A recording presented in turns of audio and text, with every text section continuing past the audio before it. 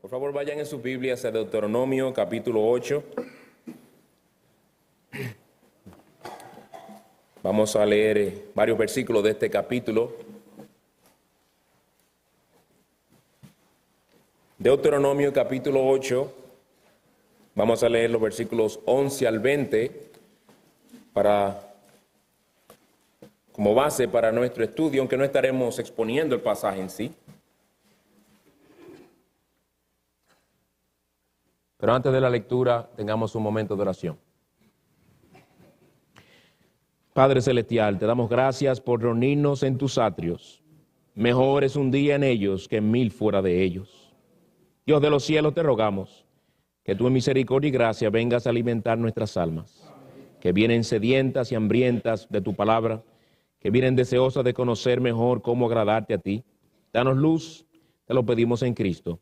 Amén. El tema que vamos a tratar en nuestra hora de escuela dominical, hermanos, es la importancia de tener una perspectiva bíblica sobre el dinero. No es una serie, simplemente un estudio que vamos a dar hoy. Mi meta al traer este estudio es para que con la ayuda del Señor pueda convencerles de que el tema del dinero es un asunto al cual Dios le da suma importancia y de que es un asunto del corazón y no tan solo del banco o del bolsillo. Mi meta al traer este tema no es la meta de los pastores hacer alguna clase de campaña para que la gente dé más de diezmos y cosas por el estilo. No, los que nos conocen por muchos años en esta iglesia, por varias décadas ya, saben que nosotros no andamos tras el dinero de nadie.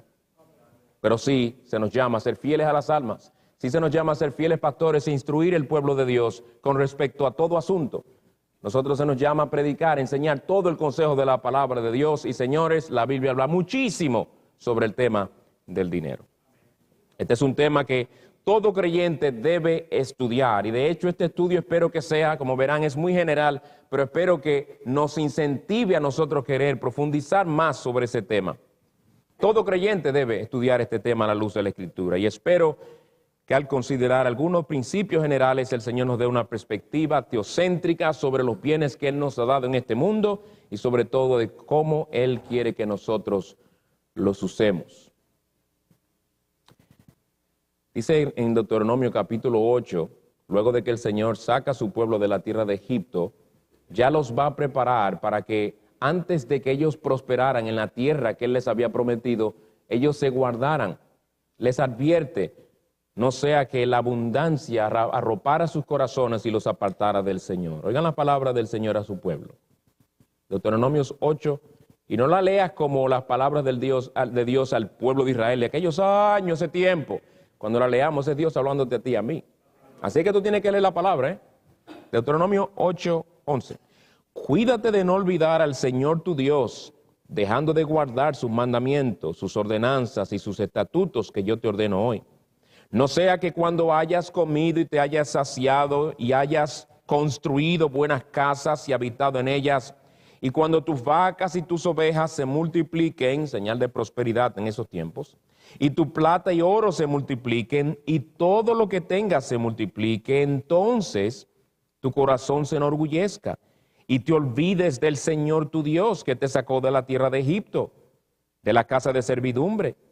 Él te condujo a través del inmenso y terrible desierto con sus serpientes abrasadoras y escorpiones, tierra sedienta donde no había agua. Él sacó para ti agua de la roca de pedernal.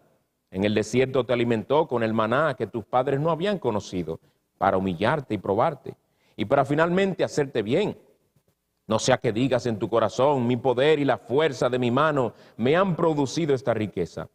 Mas acuérdate del Señor tu Dios, porque Él es el que te da poder para hacer riquezas, a fin de confirmar su pacto, el cual juró a tus padres como en este día.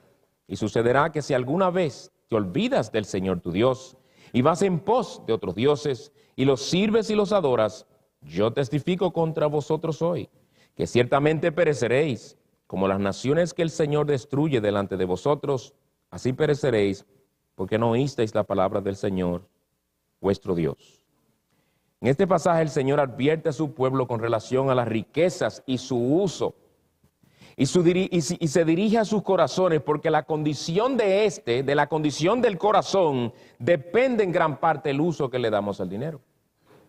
Como dijo un siervo de Dios, cito, existe un vínculo entre lo que usted hace con su dinero y dónde está su corazón. Existe un vínculo entre lo que uno hace con el dinero y dónde está nuestro corazón. Hay una relación íntima entre esas dos cosas. Entonces la pregunta que queremos hacer y responder esta mañana es, ¿por qué es importante estudiar el tema del dinero en las Escrituras? En primer lugar, veremos 4 cosas. En primer lugar, porque las Escrituras están llenas de instrucciones, promesas, advertencias y amenazas con relación al dinero y al uso que hacemos del mismo. ¿Por qué debemos estudiar o por qué es importante estudiar el tema del dinero en las Escrituras? En primer lugar, porque las Escrituras están llenas de instrucciones, promesas, advertencias y amenazas con relación al dinero y al uso que le damos al mismo. Hermanos y amigos, con tan solo oír a la ley moral de Dios, los 10 mandamientos, aunque no lo parezca, vemos que de forma indirecta se nos enseña la perspectiva teocéntrica sobre el dinero. Por ejemplo, empezamos con el primer mandamiento, no tendrás dioses ajenos delante de mí. ¿No presenta la Escritura al dinero como un dios? ¿No le llama la Escritura mamón al dinero? ¿No es un dios ante el cual muchos se postran? ¿Por qué se conoce el codicioso, el avaro? Porque adora el dinero, vive para el dinero, ese es su Dios. Y hacer eso es violar el primer mandamiento. Es decir, que el primer mandamiento tiene también que ver con el dinero. El tercer mandamiento también tiene que ver con el dinero, aunque quizás jamás lo hayamos pensado. Dice, no tomarás el nombre de tu Dios en vano. Agur, en Proverbios capítulo 30, en esa oración muy conocida de él, que eleva al Señor, oigan cómo él tiene en cuenta el tercer mandamiento allí. Él ora al Señor diciendo esto, una oración que debemos nosotros aprender a usar delante de Dios. No me des pobreza ni riqueza. Dame a comer mi porción de pan, no sea que me sacie, es decir, que prospere y te niegue y diga, ¿quién es el Señor? O que sea menesteroso o pobre y robe y profane el nombre de mi Dios. Él no quería tomar el nombre de Dios en vano, no quería profanar el nombre de Dios por causa de su carencia de dinero, siendo así provocado a robar y de esa manera deshonrar a Dios. El cuarto mandamiento, que es un mandamiento que tiene que ver con la adoración a Dios, porque en él el Señor nos dice cuándo Él quiere que nosotros le adoremos. Fíjense cómo se nos dice algo aquí que tiene que ver generalmente con la manera en que generalmente nosotros adquirimos el dinero. ¿Cuál es el medio principal por el cual adquirimos el dinero? ¿La lotería? ¿El welfare? No, el trabajo. 6 días trabajarás y harás toda tu obra. Eso es parte del cuarto mandamiento también. El Señor quiere que trabajemos diligentemente y obviamente fruto de eso también es el dinero. Es interesante que los fariseos buscaban una manera de esquivar su responsabilidad de cumplir el quinto mandamiento. El Señor los agarra a ellos, los atrapa y les alumbra con la luz de las Escrituras sus conciencias y les muestra cómo ellos, con relación al dinero y por amor al dinero, muchas veces violaban el quinto mandamiento. El quinto mandamiento, como ustedes saben, dice, honra a tu padre y a tu madre. Pero oigan lo que dice, no tienen que buscarlo. En Mateo 15, versículos 4 al 6, dice el Señor, porque Dios dijo, honra a tu padre y a tu madre, y quien hable mal de su padre o de su madre que muera. Pero vosotros, es decir, los fariseos, decís, cualquiera que diga a su padre o a su madre, es ofrenda a Dios lo mío con que pudiera ser ayudado. En otras palabras, papi, mami, yo sé que tú estás en necesidad financiera y yo tengo con qué ayudarte, pero hay un problemita. Lo que yo tengo para ayudarte realmente ya yo se lo ofrecí al Señor como una ofrenda. Lo siento. Qué sutiles eran, ¿eh? Oigan lo que le decían. Cualquiera que diga a su padre y a su madre, es ofrenda a Dios todo lo mío con que pudieras ser ayudado, no necesitará más honrar a su padre y a su madre. Es aquí la manera de evitar guardar el quinto mandamiento. Lo único que tú tienes que decir es esto. Papi, mami, no puedo, ya yo se lo comprometí, ya yo se lo ofrecí al Señor. Y el Señor Jesucristo, ¿cómo le responde? Y así invalidáis la palabra de Dios por causa de vuestra tradición. Hipócritas, le dice. Bien profetizó el profeta Isaías, etc. El quinto mandamiento se puede violar también, en ese sentido, por amor al dinero. El sexto mandamiento, no matarás, no hay que abundar mucho, ¿verdad? ¿Cuántos no son los homicidios que se cometen por quitarle $1.53 a una persona? Muchísimos. Santiago 4:3 lo reconoce cuando dice, codiciáis y no tenéis, por eso cometéis homicidio. Codiciáis y no tenéis. Yo codicio el carro de lujo que aquel tiene, pero no lo puedo tener, pero yo lo quiero, se lo quito. Para quitárselo me hace fuerza, lo mato y me quedo con el carro. El octavo mandamiento tiene también que ver con el dinero, más directamente, no hurtarás. No hurtarás, porque aunque no me robe directamente un billete de mi cartera, de mi billetera, puede ir a mi casa y robarse algo con lo que tuve que gastar dinero para comprarlo. Está relacionado con el dinero, no hurtarás. De manera similar, el décimo mandamiento, no codiciarás. ¿No codiciarás qué? El Señor es específico. No codiciarás la casa de tu prójimo, ni su buey, ni su asno, ahí incluiríamos nosotros, ni su carro, ni su dinero en el banco, ni sus acciones, ni nada que sea de tu prójimo. Cuando vamos a los evangelios, hermanos, encontramos abundantes referencias al dinero. El Señor Jesucristo, aunque no sé si lo saben, si usted toma las veces que el Señor Jesucristo habló del cielo y del infierno y los junta y los suma, el Señor habló más del dinero que de esas dos cosas juntas. De las 39 parábolas que el Señor dio, 11 hacen referencia al dinero. La parábola del hijo pródigo, el rico necio, etc. Y de igual manera en el Nuevo Testamento se habla muchísimo del dinero. Ananías y Zafira, ¿por qué reciben el juicio de Dios sobre ellos? Mintieron con relación al dinero que dijeron que iban a dar. Iban a poner a disposición de los apóstoles para el uso según las necesidades que había en la iglesia. Pablo es dejado preso en la cárcel porque Félix tenía la esperanza de que Pablo le soltara algo a Félix, le mojara la mano a Félix, como hablamos, para que lo dejara salir, y Félix no obtiene nada, se olvida de Pablo. 1 Timoteo 6:10, la raíz de todos los males es el amor al dinero, no el dinero. Hay gente que lo cita mal. Raíz de todos los males es el dinero. Mal citado, eso no es lo que dice la Biblia.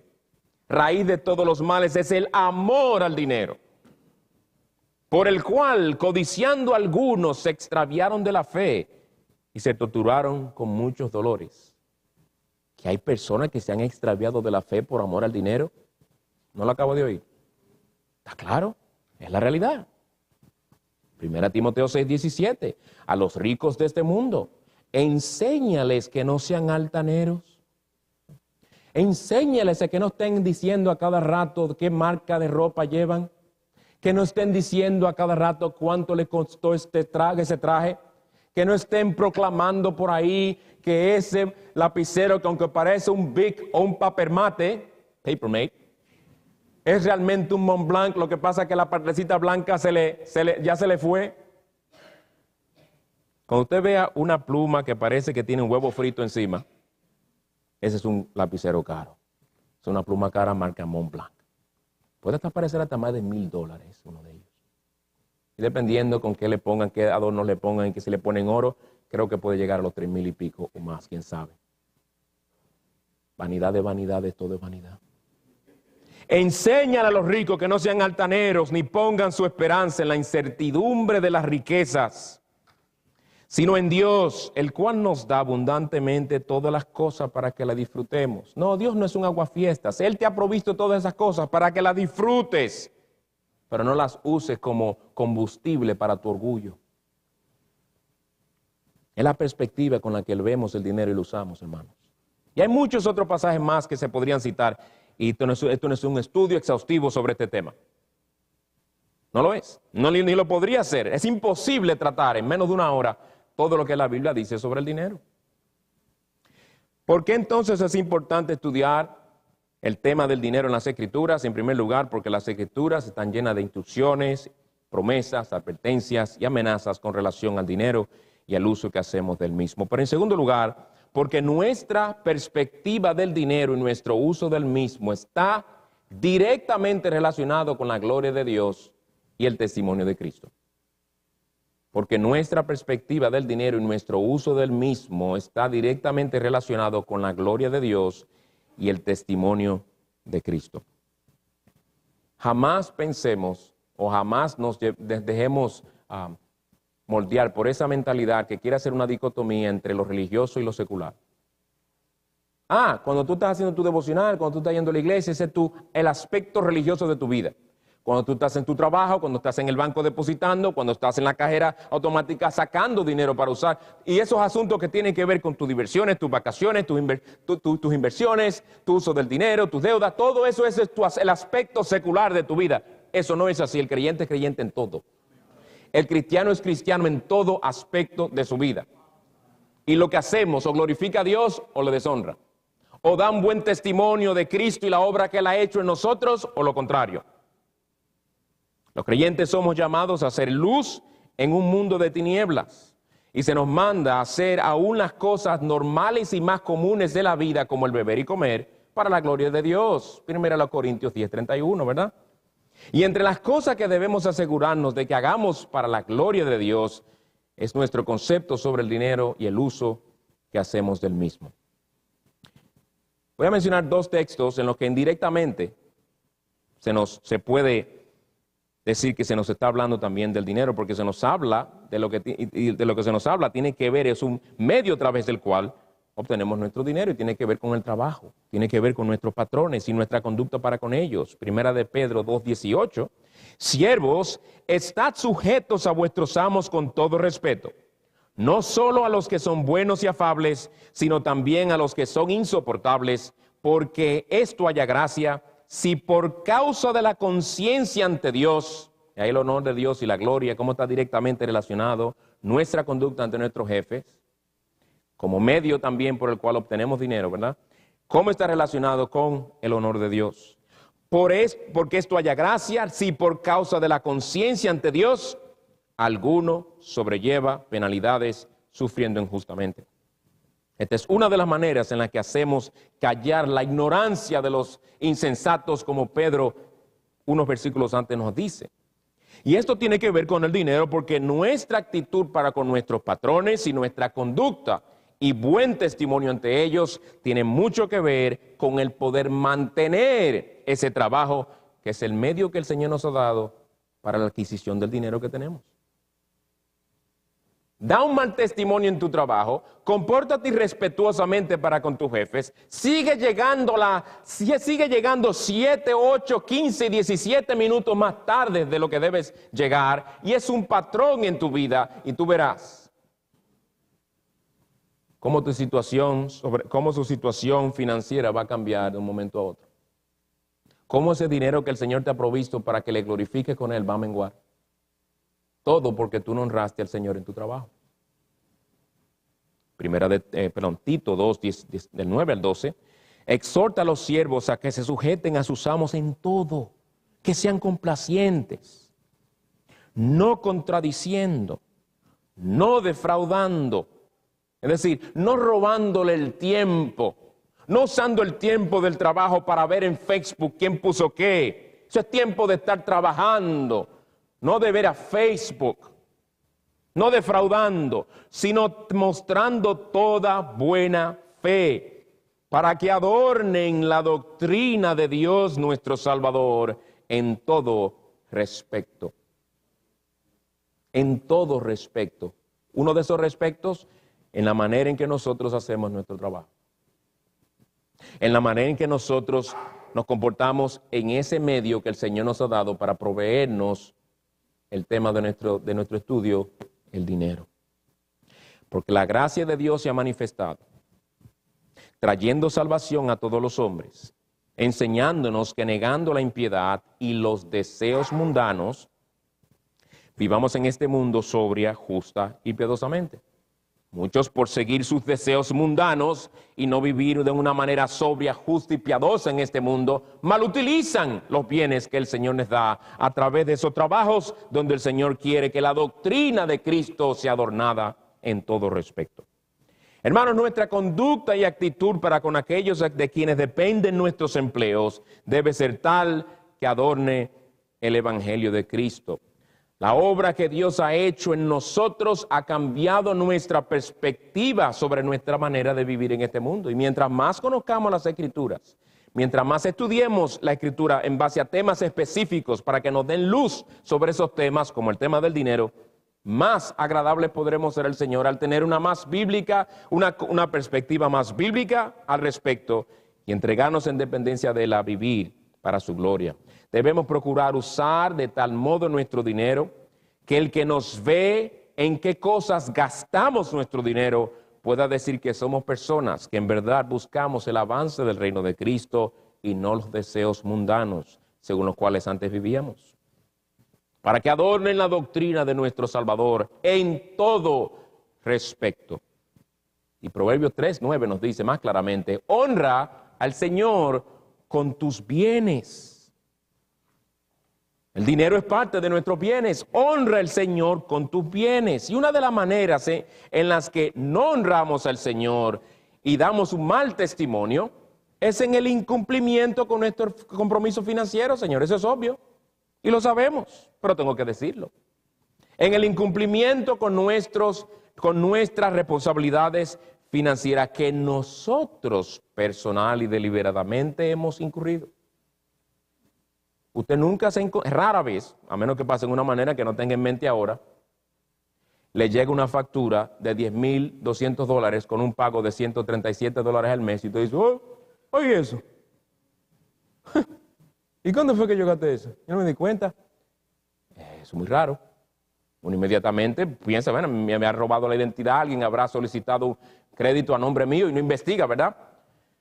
Pero generalmente cuando uno de esas facturas vienen con el nombre de uno sabe de qué se está hablando, porque uno se acuerda cuando uno firmó, uno se acuerda cuando le dieron la aprobación, y uno se acuerda las veces, quizás ni se acuerde las veces, pero se acuerda de en ciertas ocasiones cuando fue y usó ese dinero plástico aquí, y ese dinero plástico por allá, y por aquí y por allá, y lo que tanto temía de que algún día esa montaña se iba a hacer una montaña que no se podría sobrepasar, ese temor se hace una realidad. Luego vienen las tensiones en el matrimonio. Vienen las malas caras, especialmente en el esposo y la esposa.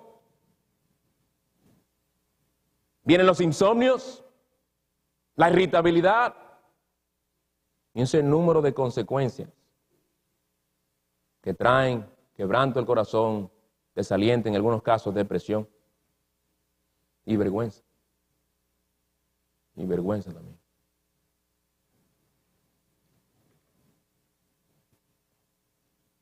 Por eso es que debemos ser sumamente cuidadosos y sabios, hermanos, a la hora de incurrir una responsabilidad financiera, porque al hacerlo nosotros le damos nuestra palabra a una institución o a una persona. Dice la palabra de Dios en el Salmo 15, hablándosenos de aquellos que habitarán en el santo monte del Señor. Entre las cosas que el Señor nos dice, entre las características de esas personas son las siguientes: en cuyos ojos el perverso es menospreciado, pero honra a los que temen al Señor. Oigan, el que aún jurando en perjuicio propio no cambia. Juraste, diste tu palabra, entonces dice el Señor, no cambies. Muy fácil decir, ¡ay! No debí haber metido todo ese dinero en esa tarjeta. Yo debía haber reunido poco a poco el dinero, aunque durara 6 o 7 meses reuniéndolo para comprarlo en ese entonces, pero por mi impaciencia me desesperé y le metí todo ese dinero de golpe a esa tarjeta. Ahora no puedo pagarlo. Bueno, el Señor entiende. No, el Señor no entiende, mi hermano. Él quiere que tú no cambies en tu compromiso de pagar lo que te comprometiste a pagar. Que vuestro sí sea sí. En esta generación posmodernista la gente quiere hacer que, como dicen, que las palabras no tienen significado. Sí, no, sí, yo dije sí, pero eso significaba, y comienzan a dar una vuelta a lo que sí significa. Ajá. Imagínense. Trata de explicarle eso a una cajera en un banco. Yo quiero sacar $105,000. La cajera chequea, caballero, usted solamente tiene $23.47. Eso es lo que tú piensas, pero así tú lo ves, yo lo veo diferente. Dame mis 105,000. Aplícale el posmodernismo a una cajera en un banco.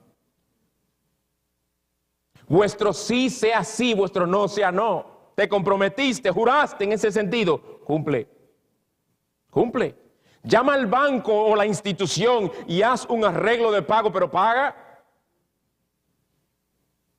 Ay, eso es muy humillante. Humíllate para que el Señor te exalte.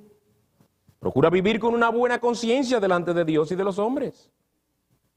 ¿Por qué es importante estudiar este tema del dinero en la Escritura? Ya vimos que la Escritura está llena de instrucciones, promesas, advertencias y amenazas al respecto. En segundo lugar, nuestra perspectiva del dinero y el uso que le damos al mismo está directamente relacionado con la gloria de Dios y el testimonio de Cristo que damos. Pero en tercer lugar, debemos estudiar este tema, hermanos, por un peligro en el que nos encontramos, y es por la cultura que nos rodea, que es sumamente materialista. Eso no es.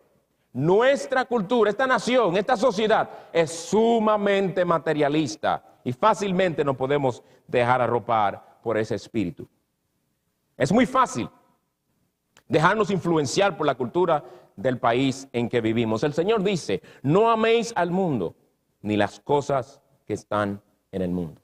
Tenerlas, usarlas para el Señor, obtener cosas que realmente necesitamos en el momento que realmente podemos, con buena conciencia. El Señor quiere que la obtengamos, que la disfrutemos. Hay cosas que para disfrutarlas, pero no para amarlas con ese amor de devoción con el que el mundo adquiere o desea adquirir cosas en este mundo. Los amigos, los familiares y los medios de comunicación, oye lo que nos dice. Ama el mundo y las cosas que están en el mundo, porque sin ellas tú no vas a poder ser feliz. Tú te mereces unas buenas vacaciones. Tú sabes lo duro que tú trabajas. Sí, es verdad que para tomártelas vas a tener que dejar de cumplir con otras responsabilidades financieras y te vas a hundir un poquito más en deudas, ya más de lo que estás. Pero ya si ya estás hundido en deuda, ¿verdad? ¿Qué daño te va a hacer meterle $2,000 más a la tarjeta? ¿Qué es lo que va a hacer eso? $50 más al mes. Pero ya tú estás hundido, húndete un poco más. Tómate esas vacaciones que tú las disfrutas. Y tú las necesitas, tú sabes. Vete de vacaciones y gasta por allá. Tienes que darle la impresión a los familiares de que tú estás bien establecido en Nueva York y de que te está yendo bien financieramente. Tú sabes que no es así, pero acuérdate que nosotros, el mundo, vivimos para la impresión. Compra ropa nueva antes de ir, no se te olvide, para que des la impresión de que tú tienes. Para que brilles cuando salgas de ese avión o te vayan a buscar al aeropuerto. Oye, asegúrate de brindarle a la gente. En algún momento dado, aunque sea 2 veces, saca a la gente a comer a algún sitio y tú pagas. Digo, no, yo pago. Aunque tú no puedes y ni sabes si vas a rebotar, pero paga, da algo. Impresiona. Vive para la apariencia, porque eso es vanagloria. Y el mundo, ese es uno de sus dioses. Vanagloria. Y no te preocupes, que si tu deuda llega al punto de no poder más pagar ya, hay solución, te puedes declarar en bancarrota. Pero por lo menos vas a poder decir, qué buena vida me di. ¿No viven así? ¿Estoy exagerando? ¿Estoy exagerando? Y esto es algo del corazón. Porque yo jamás a nadie aquí en esta iglesia he oído hablar de esa manera. Pero si el mundo te ha ido arropando tu mente y tu corazón, tú estás viviendo así. Tú estás viviendo así. Hace 2 o 3 meses que te compraste unos tenis nuevos, pero ya se rayaron un poco, hay que comprarse unos nuevecitos porque voy para mi país. Estamos viviendo como el mundo vive. Estamos pensando como el mundo piensa. Tristemente así viven algunos cristianos. A.W. Tozer, en su libro de La búsqueda de Dios, dice él allí que hay personas que viven, que procuran dar una imagen de lo que no son. Y dice él que estos pueden vivir tranquilos Porque ellos saben que muy probablemente nadie que los conozca podrá echarle un vistazo al estado de cuenta en el banco para ver en qué gastan su dinero. Como nadie sabe, a veces hacen cosas que ellos saben que con buena conciencia no pueden hacer, ni pueden comprometerse a hacerlas. Pero las hacen porque ellos tienen la esperanza de que jamás alguien que los conozca los va a descubrir. Yo estoy haciendo esto. El que me ve cree que yo estoy en buena, pero yo estoy en malas. Pero si no lo hago y si digo que no lo voy a hacer, o si digo que no voy a participar, o si digo que no lo voy a comprar, entonces puedo dar la impresión de aquello que me quebrantaría y me daría demasiada vergüenza y que piensen que estoy mal financieramente.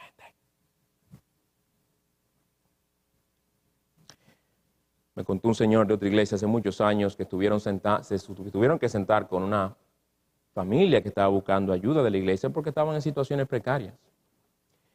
Y a este hermano le pidieron que trajera sus gastos y todas sus cosas para ayudarle. Puede ver algo en lo que quizás no se estaba dando cuenta, que puede que haya un gasto que no era tan necesario que él pudiera deshacerse de él por un lado para ayudarle financieramente y también por otro lado para la iglesia ver realmente cuánto podían ayudarle al individuo. El que estaba ayudando le dijo, oh, pero mira, aquí está el cable, ¿tú puedes eliminar el cable? No. Prefirió no eliminar el cable a que le dieran ayuda.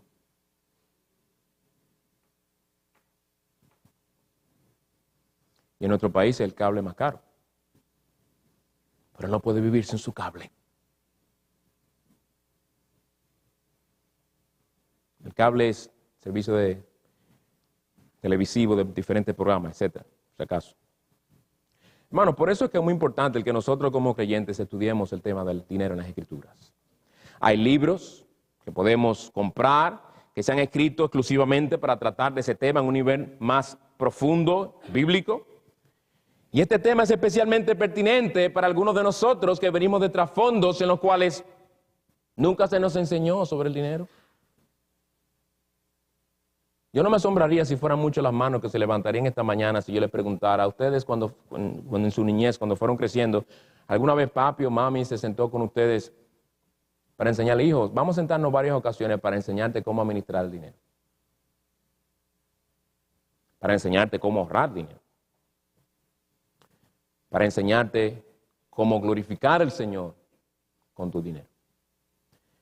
A muchos de nosotros nunca se nos enseñó una perspectiva bíblica, ni a un humanista, en muchos casos, sobre cómo se usa el dinero. Como chivos sin ley nos dejaban. Claro, yo sé que en muchos casos no tenían nada que enseñarnos porque no tenían nada con qué enseñarnos. No había dinero.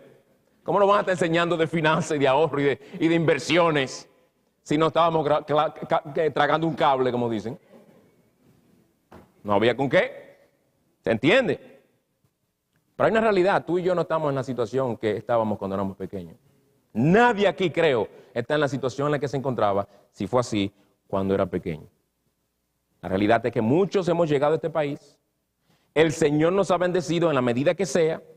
Y al vernos ganando mucho más de lo que jamás vimos en nuestros propios hogares, usamos el dinero como el mundo, porque el único patrón que tenemos al no estudiar las Escrituras, el único patrón que tenemos es del mundo sobre cómo se usa el dinero. Y por eso no vemos el dinero desde una perspectiva bíblica y teocéntrica.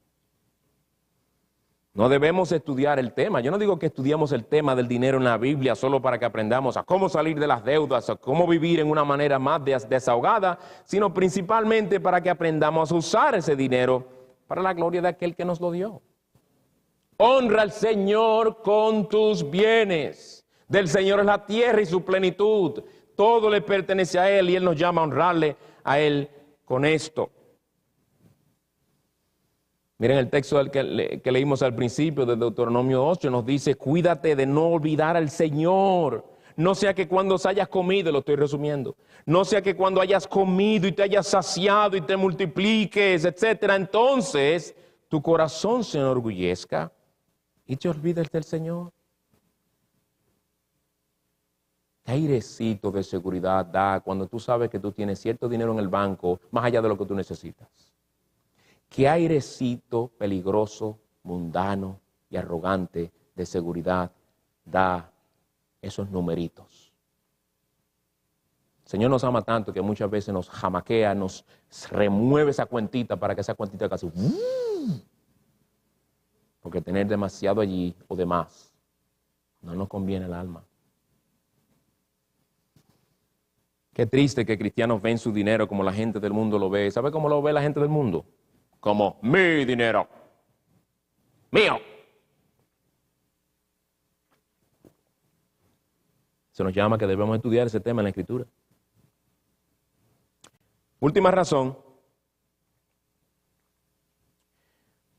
de por qué debemos estudiar el tema del dinero en las Escrituras es porque nuestra actitud hacia el dinero y el uso que le damos al mismo refleja la condición de nuestro corazón. Nuestra actitud hacia el dinero y el uso que le damos al mismo refleja la condición de nuestro corazón. Y me temo que no todos los creyentes estamos convencidos de esa realidad. Posiblemente nuestro concepto nos dice que el dinero se hizo para gastarlo. Sí, es bueno ahorrar, pero en algo hay que gastarlo el dinero, porque ¿qué va a ser de adorno en un banco ahí acumulándose? Así piensa mucha gente de este mundo. Hermanos, solo en estas cosas que acabo de mencionar, estas cositas que acabo de mencionar, que tienen que ver con nuestra perspectiva y uso del dinero, ¿no te das cuenta que realmente necesitamos, no te das cuenta que realmente estas cosas revelan la condición de nuestro corazón? El Señor dice en Lucas 16:10 lo siguiente: el que es fiel en lo muy poco, es fiel también en lo mucho. Y el que es injusto en lo muy poco, también es injusto en lo mucho. Nuestra fidelidad al Señor debe verse en las cosas pequeñas como en las cosas grandes. Pero nuestra fidelidad en lo mucho es generalmente una indicación de que estamos siendo fieles en lo muy poco. Y si aplicamos esto al uso de nuestro dinero, el asunto no es si tenemos mucho o si tenemos poco. El Señor nos llama a ser fieles en la manera en que lo usamos, sea mucho o sea poco. Y puede que alguien diga, bueno, pastor, ciertamente tengo que pedir al Señor que me ayude a ser fiel en lo muy poco, porque en cuanto a dinero se refiere, tengo muy poco, pastor. Entonces yo te hago la pregunta, ¿por qué tienes tan poco? Pastor, usted va a enseñar sobre la teología de la prosperidad, el evangelio de la prosperidad. No. Pero yo creo que es una pregunta válida para analizarnos. ¿Por qué tú tienes tan poco? Cuando hay tantas necesidades, tanto entre tus familiares, entre el pueblo de Dios, en el reino de Cristo en general, ¿por qué es que tú tienes tan poco? ¿Acaso tienes poco porque a pesar de tu diligencia en la providencia de Dios, no has podido conseguir un trabajo que te pague más? Puede ser algo providencial, que a pesar de tu diligencia eso pase. O tienes poco porque eres un perezoso o un indisciplinado en el uso de tu dinero. Esa puede ser otra razón. O tienes poco porque al no honrar al Señor con tus bienes, Él a modo de disciplina le ha hecho un hoyo a tu bolsillo y por ahí se te ha ido como agua el dinero. Puede ser también. Hermanos, tener poco no es señal de espiritualidad y no es señal de humildad. Hay gente que piensa eso. Ay, mira ese hermano tan fiel y tan piadoso, tan pobrecito él. Y tan piadoso él. No, hay pobres muy orgullosos y codiciosos también. Siempre los ha habido y los habrá. Ese hermanito pobre que tú no sabes si está orando el Señor que le ayude a dejar de envidiarte a ti. Porque tú tienes lo que él quisiera tener. Y está amargado porque no tiene lo que él quisiera tener y no se goza contigo como el Señor le manda. A veces tener poco, y lo subrayé aquí en mis notas, a veces tener poco es señal de que no hemos sido fieles en el uso de nuestro dinero o de que nunca hemos aprendido a administrarlo correctamente. Puede ser. O tristemente, hay quienes a la hora de ayudar en la obra del Señor tienen poco, pero a la hora de comprarse algo, darse algún lujo o salir de vacaciones, se las arreglan para que lo poco se convierta en mucho. Pero si hay algo que tiene que ver con la obra del Señor, no es mala. Repito, nuestra actitud hacia el dinero y el uso que le damos refleja la condición de nuestro corazón. Nosotros como creyentes tenemos que usar nuestro dinero de tal manera que se vea que Cristo es el Señor de todo lo que somos y tenemos. Repito, nosotros como creyentes tenemos que usar nuestro dinero de tal manera que se vea que Cristo es el Señor de todo lo que somos y tenemos. Está bien, pastor, ya yo sé cómo hacerlo, entonces voy a dar más en el diezmo. Yo no estoy diciendo eso. No te pierdas. Esa no es la única manera en la que tú puedes honrar al Señor con tus bienes. A veces la manera de honrar al Señor con nuestros bienes es decir, no me voy a negar a mí mismo, no voy a comprar eso ahora porque hay cosas de mayor prioridad que yo pudiera hacer con este dinero. No lo voy a hacer en ese lujo. Puede ser.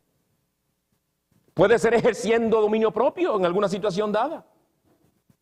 Puede ser negándote algo que tú necesitas y quisieras ahora, pero ves otra necesidad más apremiante en otros y quizás esa sea la manera de tu honrar al Señor, ayudando a otros en necesidad.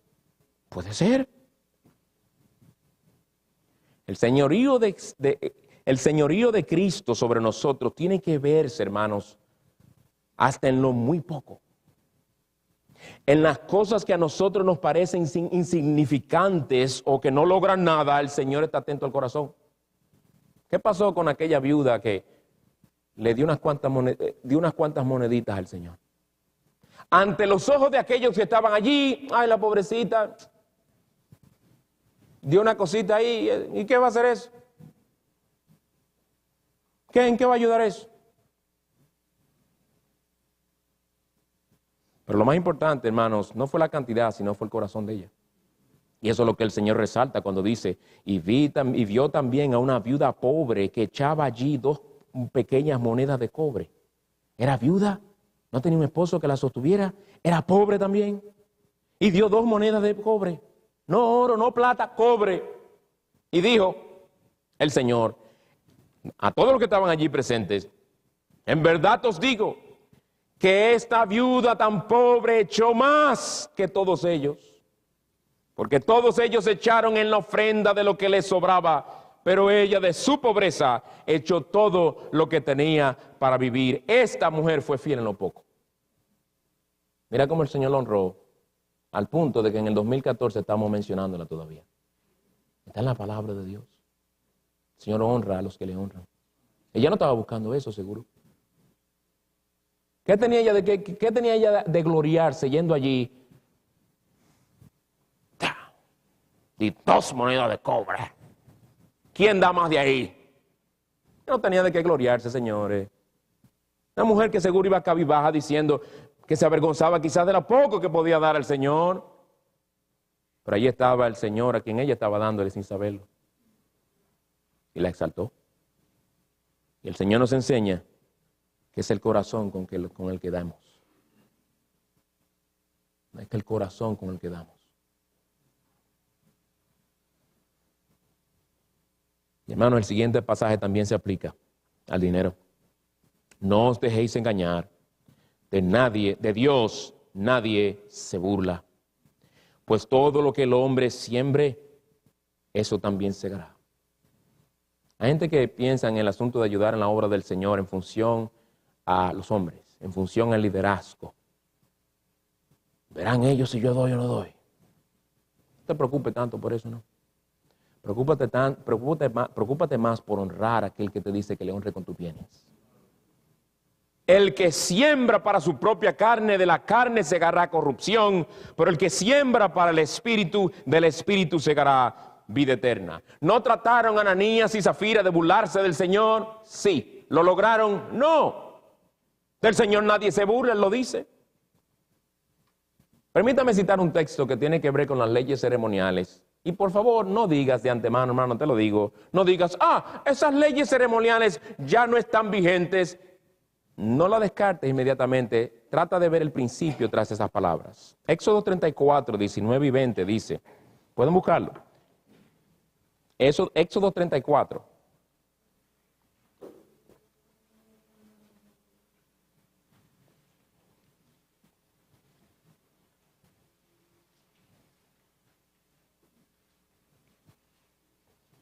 Los demás textos no los voy a pedir que lo busquen por el tiempo. En Éxodo 34, versículos 19 y 20 dice, todo primer nacido de matriz me pertenece, y de todo ganado tuyo, el primero nacido de vaca y de oveja que sea macho. Redimirás con una oveja, el primero nacido de asno, y si no lo redimes, quebrarás su cerviz.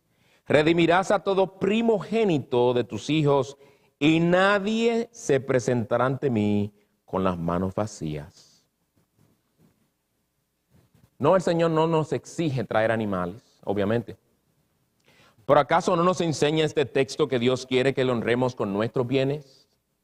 ¿No nos enseña el Señor que Él quiere que usemos nuestro dinero de tal modo que Él sea el primero?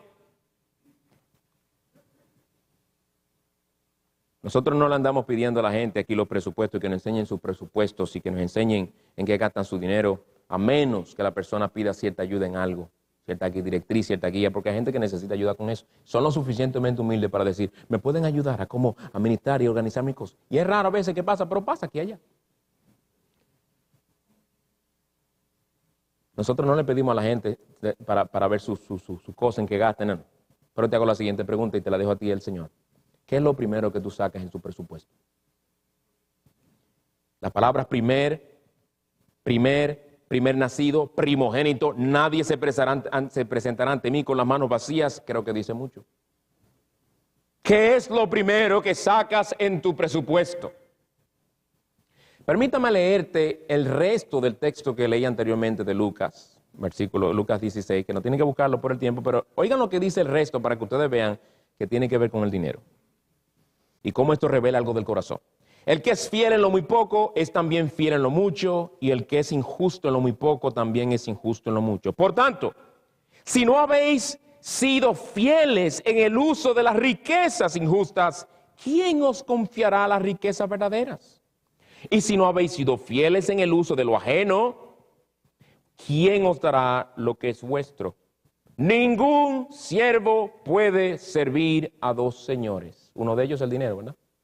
Ningún siervo puede servir a dos señores, porque o aborrecerá a uno y amará al otro, o se apegará al uno y despreciará al otro.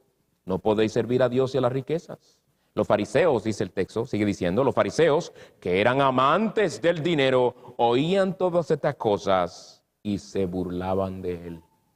¡Ja! Oye este. Hermanos, ¿eres tú un amante del dinero? Recuerda que Dios conoce tu corazón. Los amantes del dinero son idólatras y los tales no van para el cielo. Esto es importantísimo. Si somos de Cristo, todo lo que somos y tenemos es de Cristo. Esto incluye el dinero. Señores, hay gente que le ofende cuando usted trata estos temas. Porque inmediatamente empiezan a pensar que le están tirando indirecta. Casi siempre pasa. Una mente, un corazón u otro piensa esas cosas de esa manera. Yo lo que te digo es esto: el Señor me llama a mí a ser fiel aquí como pastor, nos llama a ser fiel como pastores, independientemente de si piensa que es indirecto o no. Lo que te estamos enseñando en Biblia, oye la palabra del Señor, tómala en serio, que si uno esquiva las cosas de esa manera, seguro lo están... Te aseguro que si tú piensas y recibes la palabra de esa manera, no le vas a dar la importancia al tema. Y puede ser que tú estés usando eso como una excusa para seguir viviendo y usando el dinero a lo estilo mundo. Puede ser, puede ser. No puede que alguien diga al oír este tema, pastor, ya que usted menciona el asunto del dinero, me he puesto a pensar en el asunto del diezmo. ¿Debería yo dar el diezmo en base al ingreso, a mi ingreso bruto o neto? Yo no te voy a responder esa pregunta. Yo más bien te voy a hacer otra pregunta. ¿Por qué tú preguntas? Hay gente que le encanta hacer esa pregunta. ¿Pero por qué tú preguntas? Porque si yo digo, supongamos que yo diga, no, es en base al ingreso bruto, gross, como le dicen. Para que tú me digas, oh, eso sería demasiado. El creyente no anda preguntando esas cosas. El creyente quiere honrar al Señor con sus bienes. ¿Sabe la manera que el creyente piensa? Mientras más, mejor. Mientras más al Señor, mucho mejor. No entregó Él lo máximo, no entregó Él a su propio Hijo para redimirme a mí de mis pecados, para comprarme con su sangre. Voy yo ahora a estar de tacaño con el Señor, imposible. Esa es la perspectiva del creyente. No hagas esa clase de preguntas, hermano. No hagas esa clase de preguntas. Y si la haces, asegúrate de que la estás haciendo realmente porque quieres hacer y agradar al Señor con una buena conciencia. No como algunos que la hacen para tratar de esquivarse y para tratar de dar al Señor lo menos que puedan. Dice la Escritura que cada uno dé según propuso en su corazón. La pregunta es, ¿hemos propuesto alguna cantidad en el corazón? Porque hay gente que no propone nada. Este mandato, hermano, de que cada uno dé según propuso en su corazón, me dice a mí que el Señor espera cierta deliberación, cálculo, planificación a la hora de honrarle a Él con nuestro dinero. No es a lo que venga. Cuando nosotros le mandamos al cable, supongamos $143, triple play, que paga los 3 servicios, supongamos $143, nosotros no decimos, déjame mandarle 189. No, tú sabes cuánto se espera que tú des. Y eso está planificado y seguro puesto en el presupuesto. Tú no le regalas el dinero a Cablevision o a Verizon, ¿verdad que no? Tú estás muy planificado en cuanto a esas cosas, y yo también. Para la hora de dar al Señor, hay gente que están como en blanco. Mi amor, ¿tú diste el diezmo? ¿Eh? No. Ve a ver lo que hay en mi cartera ahí, da lo que hay ahí. O busca ahí cualquier menudito que tú encuentres en la cartera.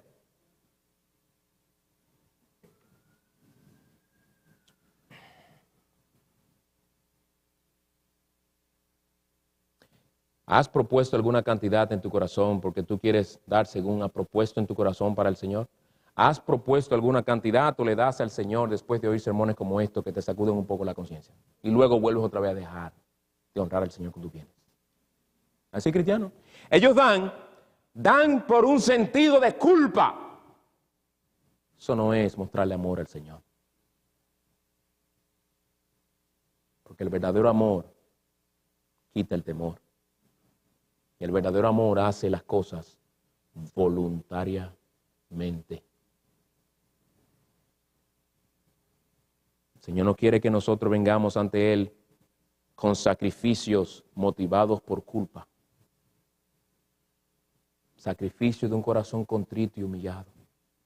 Sacrificio de un corazón que voluntariamente se entrega al Señor, que quiere servirle y le ama. Cuando el Señor terminó la parábola sobre el rico necio, Él añadió lo siguiente. Voy a tener que pedir 5 minutos, hermanos. Él añadió lo siguiente: así es el que acumula tesoros para sí y no es rico para con Dios. Acumula tesoro, no es rico para con Dios.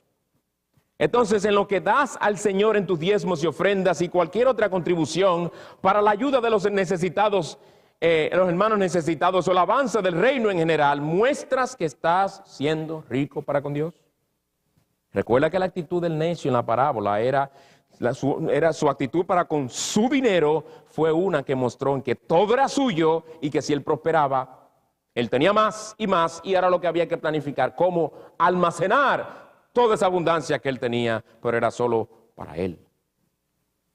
Hermanos, no se puede amar un poco al dinero y un poco al Señor. No trate de hacer esa competencia, de tratar de mantener al mismo nivel el amor por uno y el amor por el uno y por el otro que sean iguales. No, el Señor no quiere amores iguales. El Señor quiere un amor supremo para Él. Nadie puede servir a dos señores, es imposible. El joven rico que vino al Señor preguntándole sobre cómo él podía ser salvo, al final dio a conocer quién era su verdadero Señor.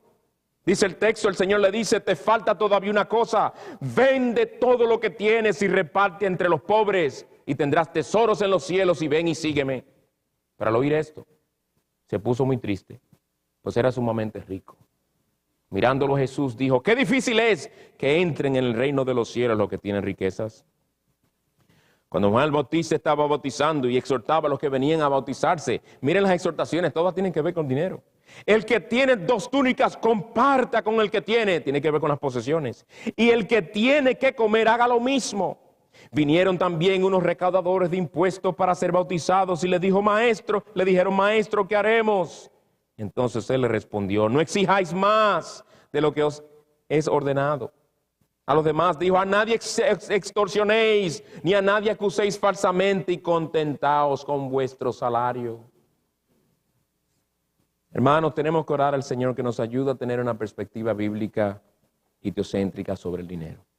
No podemos dejarnos arropar por la sociedad consumista y materialista en la que vivimos. Que en todo adornemos la doctrina de Cristo. El mundo te grita por aquí, te grita por allá. Yo solamente en la carretera, cuando veníamos hablando con los hijos míos sobre lo que iba a tratar en esta hora, vimos un tremendo letrero con varios carros anunciando. ¿Qué es lo que nos está diciendo ese letrero? Compra este carro y no mañana no, ven, cómpralo ahora. Ay, pero no tengo. Te damos facilidades para comprarlo. Tenemos este plan y este otro plan para que te metas en tu lío. En algunos casos es meterse en un lío, en algunos casos con buena conciencia se puede. A veces estamos dispuestos a meternos en líos, en muchas cosas más, y no se ve el mismo sacrificio para el Señor. Hermanos, nos ha sacudido el Señor el altar donde teníamos un ídolo llamado dinero. Cada uno examínese delante del Señor y clamemos a Él que nos ayude a serle fieles en lo muy poco para que seamos fieles también en lo mucho. Vamos a orar. Señor de misericordia, tú eres nuestro Señor. Tú nos has comprado con tu preciosa sangre, además de habernos creado con tu gran poder. Ayúdanos a vivir en todo para tu gloria. En todo lo que hagamos, que procuremos adornar la doctrina de nuestro Salvador. Ayúdanos, Señor, a andar con una buena conciencia en el uso de los bienes que tú nos has dado, honrándote por medio de ellos, especialmente para el avance de tu reino en este mundo.